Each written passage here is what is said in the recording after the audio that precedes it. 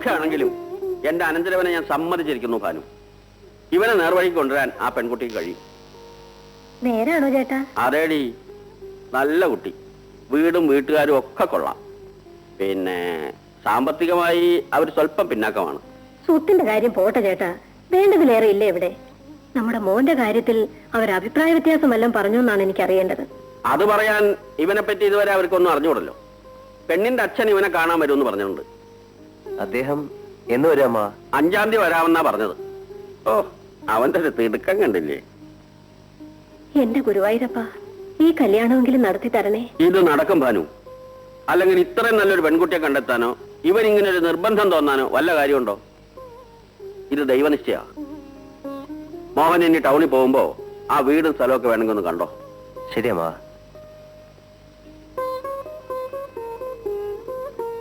ആ പെങ്കൊച്ചും കൂടെ വന്നോട്ടെ ഭാനു. നിന്റെ മോൻ തങ്ക കമ്പി പോലെ ആവും. എന്റെ ദൈവമേ.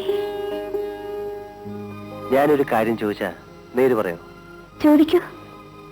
അന്ന് ഗ്രീൻ റൂമിൽ വെച്ച് ആദ്യമായി എന്നെ കണ്ടപ്പം എന്തോ തോന്നി? വെറുപ്പ് തോന്നിയോ? വെറുപ്പോ? പിന്നെന്താ, ഇഷ്ടം തോന്നിയോ? എന്തിനാ അറിയുന്നേ? എങ്കിൽ എനിക്ക് എന്തോ തോന്നിയെന്ന് പറയട്ടെ. എനിക്കൊരു പുതിയ ജീവിതവുമായി ഒരു ദേവത പ്രത്യക്ഷപ്പെട്ടിരിക്കുന്നു തോന്നി. കളിയാക്കണ്ട. സത്യം. ഇന്നലെ വരെ ഞാനൊരു എരപ്പാളിയായിരുന്നു. ചെയ്യാത്ത കൊലജായ്മകളൊന്നുമില്ല. പക്ഷെ രാധയെ കണ്ടു കഴിഞ്ഞപ്പം ഒരു പുതിയ തേജസ് എന്നിലേക്ക് കടന്നു വന്ന പോലെ തോന്നി. ഇങ്ങനെ മോശം പറയാനാണെങ്കിൽ ഞാൻ പോവാ. മോഹസ്തുതിയല്ല രാധയെ, സത്യം പറഞ്ഞാണ്. ഇതുവരെ ഞാൻ ആരുടെയും നിയന്ത്രണത്തിലല്ലായിരുന്നു. ഇനി മുതൽ എന്നെ നിയന്ത്രിച്ച് നേർവഴിക്ക് കൊണ്ടുപോകേണ്ടത് രാധികയാണ്. എന്റെ നിയന്ത്രണത്തിൽ നിന്നില്ലെങ്കിലോ? അതൊരിക്കലും ഉണ്ടാവില്ല. എത്ര കൊള്ളരുതാത്തവനും ആരെങ്കിലും ഒരാളെ അനുസരിച്ചെന്നിരിക്കും. എന്നെ അനുസരിപ്പിക്കാൻ ജനിച്ചത് രാധികയാണ്. അമ്മ എല്ലാ കാര്യങ്ങളും എന്നോട് പറഞ്ഞു. കുറച്ചൊക്കെ അമ്മാവനും. അതെല്ലാം കേട്ടപ്പം ഈ കല്യാണം വേണ്ടായിരുന്നു തോന്നിയിരിക്കും. അങ്ങനെ തോന്നിയില്ല. ചൂടും ചുണയുള്ള നല്ലൊരു ചെറുപ്പക്കാരൻ, നന്നാക്കാൻ കൊള്ളാവുന്ന നല്ലൊരു ഭർത്താവ്, അതാണ് തോന്നിയത്. ഞാൻ രക്ഷപ്പെട്ടു. രാധയെ എന്റെ മുമ്പിൽ കൊണ്ടുവന്ന് നൃത്തം ചെയ്യിച്ചതിന് ഈശ്വരന് സ്തുതി. ആ, ഇനിയൊരു തമാശ പറയട്ടെ. അന്ന് ഞങ്ങൾ വന്നത് നൃത്തം കാണാൻ വേണ്ടിയായിരുന്നില്ല, നൃത്തം പൊളിക്കാനായിരുന്നു. കയ്യിലൊരു നീർക്കോലി ഉണ്ടായിരുന്നു. നീർക്കോലിയോ? അതെ. പക്ഷെ നൃത്തം തുടങ്ങിക്കഴിഞ്ഞപ്പം നീർക്കോലിയെ പുറത്തെടുക്കാൻ തോന്നിയില്ല. എല്ലാം മറന്നുപോയി. ആളുകളുടെ ഭാഗ്യം. എന്റെയും.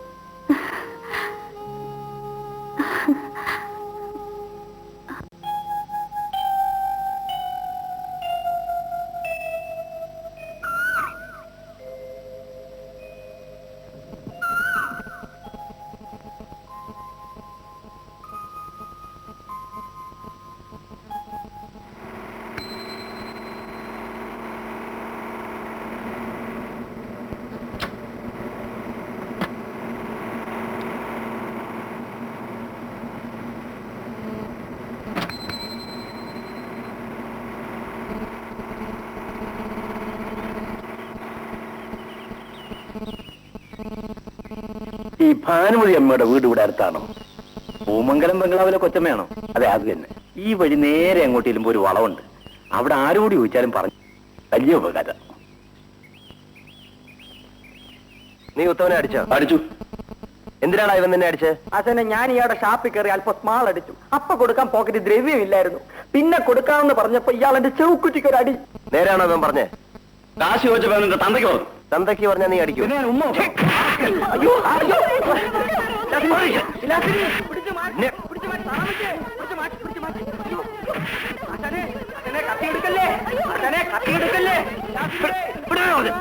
എന്താ അവിടെ? ഒരു ചെറിയ അടിയാ. അതിവിടെ പതുവാ. ഏതാ ബഹളം ഉണ്ടാക്കുന്ന പയ്യൻ? പൂമംഗലത്തെയാ. പൂമംഗലത്തെ ഭാനുമതി അമ്മയുടെ മകൻ. ഒന്ന് പറഞ്ഞ് രണ്ടാമത്തേന് കത്തിയെടുക്കും. ആരുടെ കൈ കൊണ്ട് എപ്പോഴാ ചാകുക എന്ന് ദൈവത്തിനറിയാം.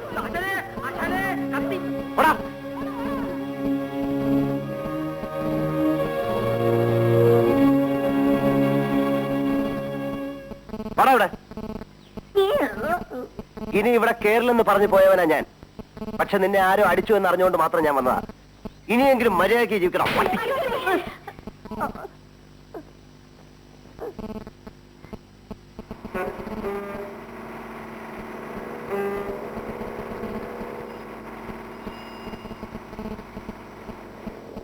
മിസ്റ്റർ ഗോവിന്ദ പിള്ളയല്ലേ? ശങ്കരന്മാരല്ലേ? എത്ര വർഷങ്ങളായി? നീ ആൾ ആകെ അങ്ങ് മാറിപ്പോയില്ലടാ ശങ്കര. നീ ഇവിടെ എന്തിനു വന്നു? എന്ന് വന്നു? ഇപ്പോഴെങ്ങോട്ട് പോകുന്നു? എന്തൊക്കെയാ വിശേഷങ്ങള്? ഓ, ഇങ്ങനെ എല്ലാം കൂടെ ഒരുമിച്ച് ചോദിച്ചാൽ ഉത്തരം പറയാൻ പ്രയാസമാ. ശരി, ഇനി നീ ചോദിച്ചോളൂ. നിന്റെ ഭാര്യയുടെ പണ്ടത്തെ അസുഖമൊക്കെ എങ്ങനെ ഇരിക്കുന്നു? ആത്മയല്ലേ? വിഷുവിനും ചങ്കരാതിക്കും ഒക്കെ അവളെ വന്ന് കാണാറുണ്ട്. നിനക്ക് ഒരു മാറ്റവും ഇല്ലല്ലോടാ. നിനക്കിത്തിരി പ്രായം കൂടിയതുപോലെ തോന്നുന്നു. വർഷങ്ങൾ നമ്മുടെ കാഴ്ചവട്ടിൽ കൂടി ഒഴുകി ഒഴുകി പോകുന്നത് നമ്മൾ അറിയുന്നുണ്ടോടാ ശങ്കര? നിന്റെ സാഹിത്യഭ്രമം ഇതുവരെ തീർന്നിട്ടില്ലല്ലേ? അതെങ്ങനെ തീരും? കൂടെ പറഞ്ഞതല്ലേ. ഒരു കാര്യം ചെയ്യാം, നമുക്ക് വീട്ടിലേക്ക് പോവാം. 10-20 വർഷങ്ങൾക്ക് ശേഷം കാണുന്നതല്ലേ? വിശേഷങ്ങളൊക്കെ അവിടെ ചെന്നിട്ട് പറയാം. വീട് ഇവിടെ അടുത്ത് തന്നെയാണോ?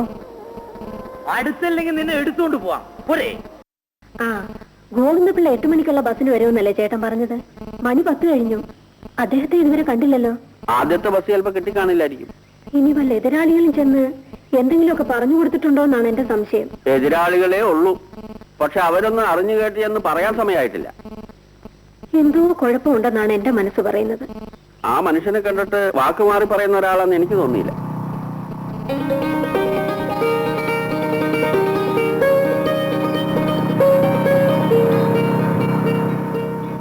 നീ എവിടെ ആയിരുന്നടാ ഇതുവരെ? ഞാനൊരു അത്യാവശ്യ കാര്യത്തിന് അമ്മേ. അദ്ദേഹം വന്നോ അമ്മ? അയാൾ വന്നിട്ട് അയാളുടെ പാട്ടിന് പോയി. നേരാണോ അമ്മേ? ഇതുവരെ വന്നില്ല മോനെ. ഇനി വഴിയറിയാൻ പാടില്ലാതെ എവിടെയെങ്കിലും കിടന്ന് ചുറ്റുകയാണോ? അമ്മാവനൊന്ന് പോയി അന്വേഷിച്ചാലോ? ഞാൻ പോയി അന്വേഷിക്കാനോ? അത്രയ്ക്ക് താഴോട്ട് പോകണ്ട. അദ്ദേഹം വരും ചേട്ടാ. മോഹൻ ഇത്ര വലിയ ആഗ്രഹം തോന്നിയപ്പോ ദൈവം അത് തട്ടിക്കളയില്ല. ഇല്ലെന്നാണ് എന്റെ മനസ്സും പറയുന്നത്. പോരെങ്കിൽ എന്റെ വലിയൊരു നേർച്ചയുണ്ട്. എന്നാ പിന്നെ സംശയിക്കേണ്ട കാര്യമില്ല. അദ്ദേഹം വരും, ഈ കല്യാണം നടക്കും. ഗോമതിയൊക്കെ സുഖമായിരിക്കുന്നു? പ്രത്യേകിച്ച് അസുഖങ്ങളൊന്നുമില്ല. മോൾ എന്ത് ചെയ്യുന്നു? അവൾ BSc ജയിച്ചു നിൽക്കുകയാണ്. ജോലിക്കൊന്നും ശ്രമിക്കുന്നില്ലേ? ശ്രമങ്ങളൊക്കെ നടക്കുന്നുണ്ട്. ഇതൊന്നും ആയില്ല. പണം തികഞ്ഞില്ല. ഒരു ചാക്കൂടെ വേണമെന്ന് ഞാൻ അപ്പോഴേ പറഞ്ഞതല്ലേ. ഉപ്പ് വെട്ടിയിരുന്നോണ്ട് മതിയാകുന്ന കരുതിയത്.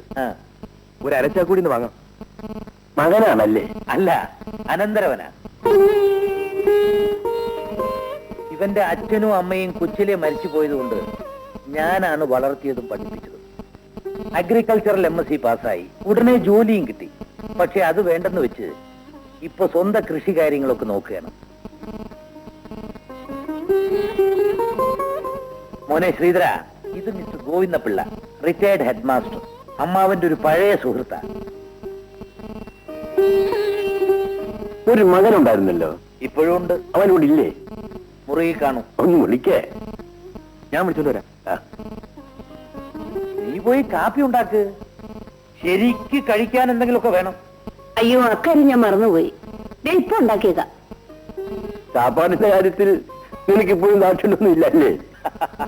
അവിടെ ദാക്ഷിണ്യം കാണിച്ചിട്ട് പിന്നെ ജീവിക്കുന്നത് എന്തിന്?